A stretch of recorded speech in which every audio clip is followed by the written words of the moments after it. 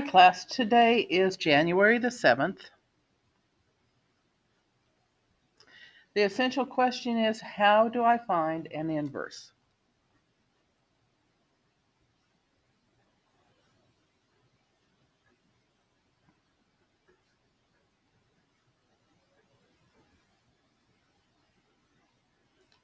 So, take a minute, pause the video, and go through the two review exercises on your own. Then we will go through it together and make sure you're understanding the concepts.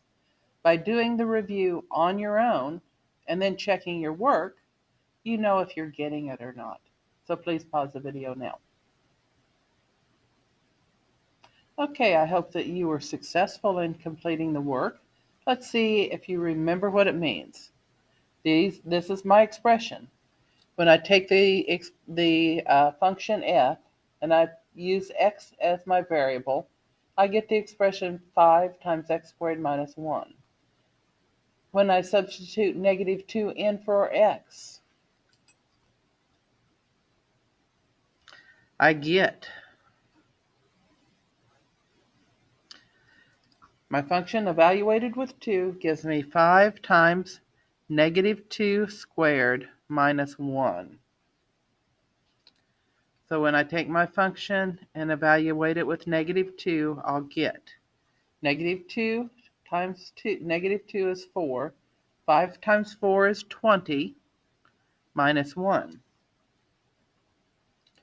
When I take my function f and I put in negative 2, I get 19. So that function evaluated with negative 2 gives me the number 19. Okay, let's see if this one's one-to-one and see if we can find the inverse. Okay, I look at it. None of the x values repeat, so it is a function. None of the y values, none of the g of x values repeat. It is one-to-one because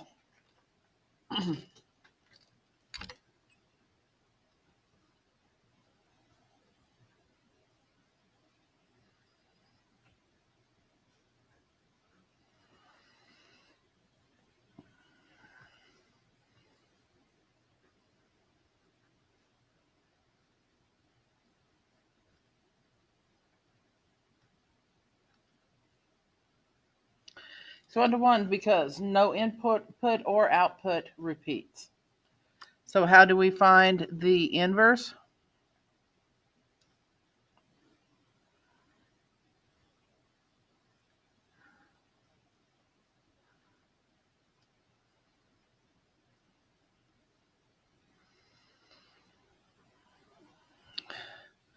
Okay, the notation for inverse is taking it to the negative 1 power.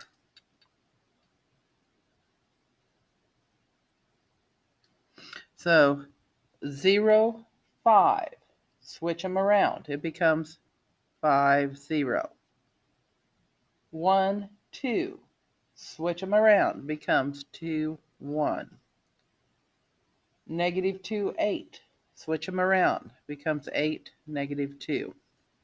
8, 7, switch them around. Becomes 7, 8. Okay, inverse functions.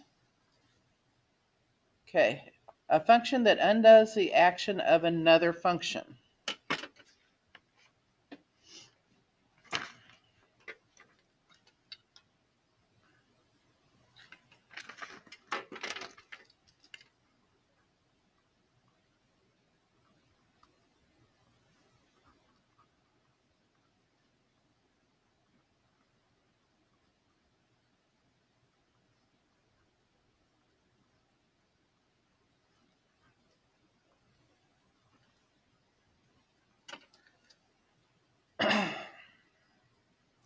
And you use the notation f of x to the negative 1 power. Basically what you're doing, you're switching the x and y around.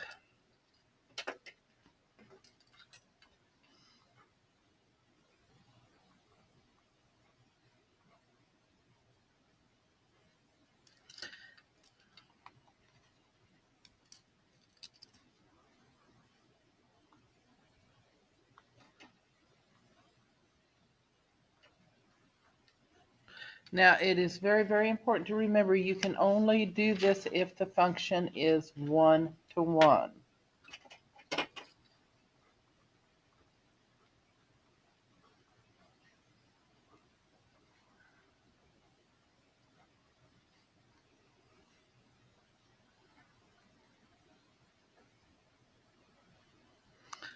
Okay, so with that in mind, if it's not 1 to 1, you're done. You can't find the inverse. If it is 1 to 1, you can find something that will undo what's been done to the variables.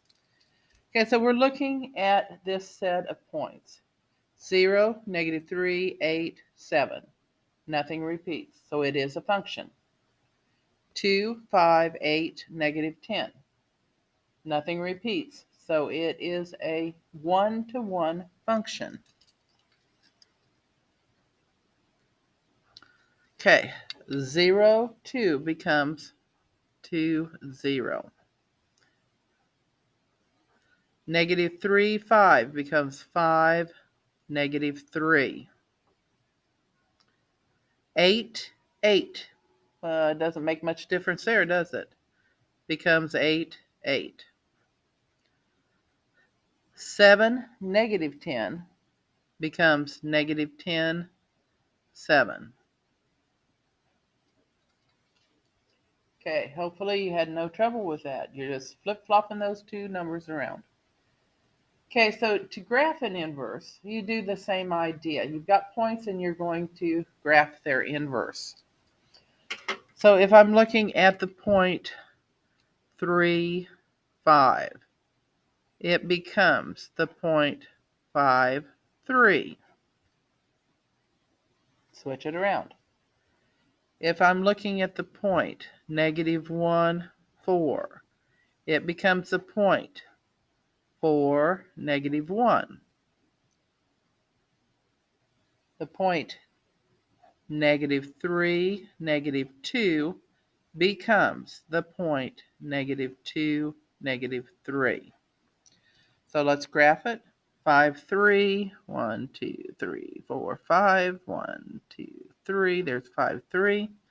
4, -1 is easy to find. And then -3, -2, -3.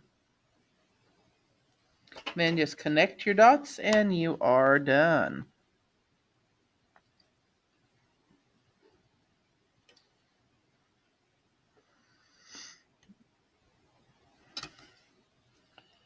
Okay, if you have any questions over these two ideas, please pause the video, repeat, back it up, and watch it again. Remember that you can only do inverse functions on any function that is 1 to 1. If it's a graph, it must pass the horizontal and vertical line tests. Okay, now we're going to look at this and we're going to determine if it is 1 to 1 or not. So we're using the numbers 1, 0, 1, 2, 3, 4. 0, 1, 2, 3, 4. Okay, you can do it with a calculator or you can do it in your head up here. Go ahead, pause the video, and complete the table. Okay, we'll put the answers in. At this point in your mathematical career, you should know how to do this. 0 is always the easy one because you're just looking at what's at the end. 5 times 1 is 5, plus 2 is 7. 5 times 2 is 10, plus 2 is 12. 5 times 3 is 15, plus 2 is 17. 5 times 4 is 22, plus 2, or 20, plus 2 is 22. Okay, is it 1 to 1? It is a function, none of my inputs repeat. It is 1 to 1, none of my outputs repeat.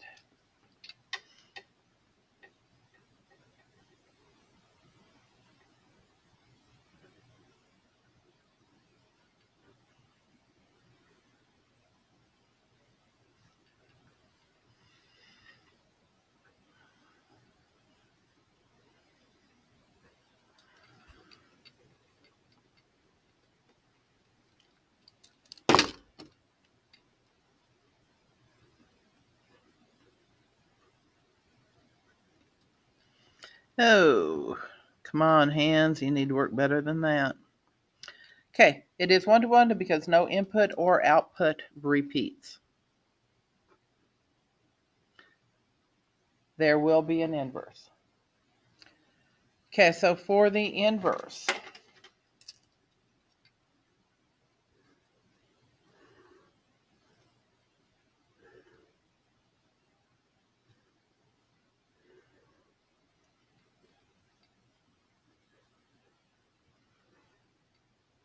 okay, g of x to the -1.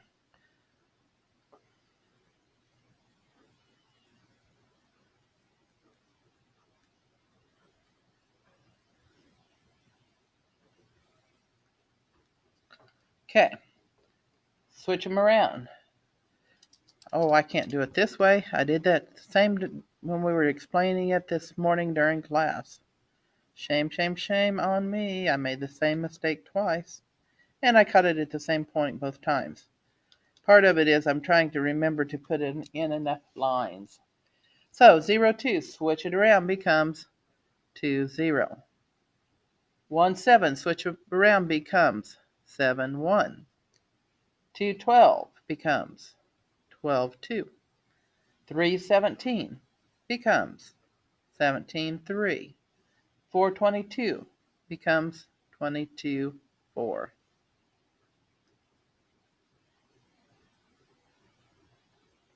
There's your inverse. Okay, pause the video and complete the next table. Okay, the reason I want you to pause it is because I'm not going to go through the math. I'm going to allow you to do the math on your own. And then I'm just going to give you the answers. Pause the video now and complete the table. Okay, 0 is always the easy one. When it is 0, then it is 9.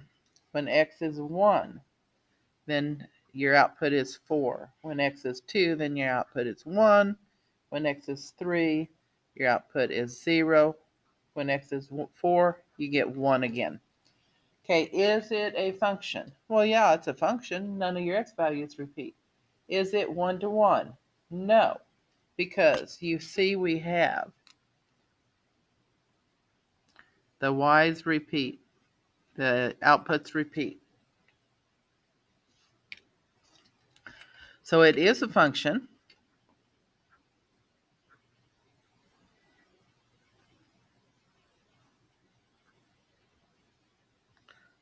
But it is not 1-to-1.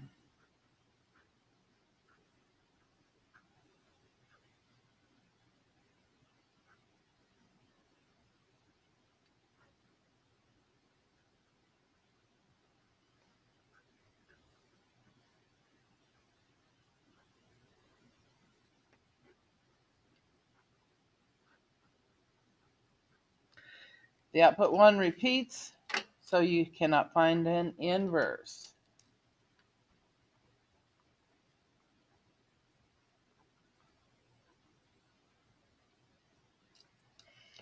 It repeats, so there is no inverse. Okay, now we're going to look at equations. Equations, and remember, we're looking at what undoes the original equation. Okay, so most of the time for my students, I tell them just to switch the x and y around and solve for y. So this becomes x is equal to 2y plus 1 plus 4. First step is to subtract 4 from both sides. X minus 4 equals 2y. Last step is to divide by 2. X minus 4 divided by 2 equals y. Okay, if you need this spelled out for you, you subtract 4, you divide by 2, and that's what you get. This is your y inverse. Okay, some students are able to think it out. So if you're going to think about it,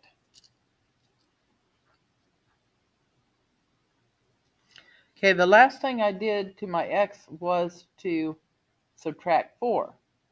What is the opposite of subtracting 4? Or adding 4 is to subtract 4. So I start out with x minus 4. The last thing I did was to divide by 2, or multiply by 2. So now I divide by 2. Okay, I undo adding 4 by subtracting 4. I undo multiplying by 2 by dividing by 2. And this is your y inverse. So remember, you're undoing what's happened. You're working backwards. Okay, for the last one.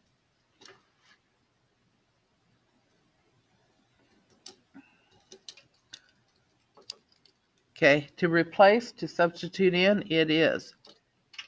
I'm going to use my pink because I want a different color here.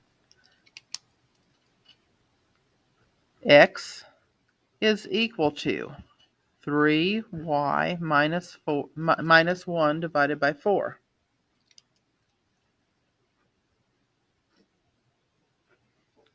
Okay, so first step is to multiply by 4.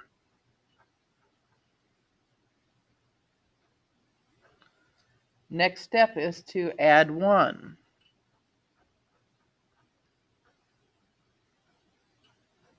Last step is to divide by 3.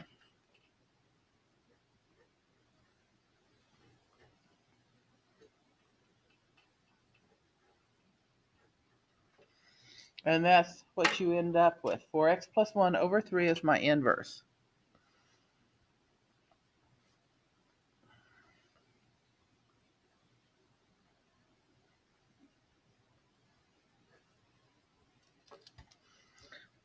Either way, if you can think it out, that's fine.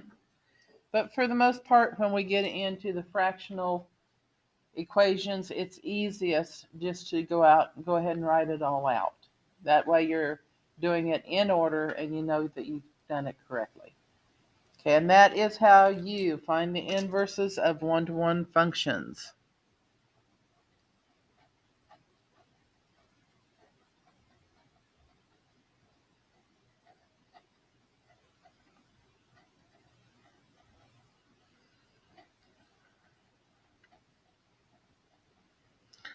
The classwork is loaded into Google Classrooms. Please complete it. It is due Monday.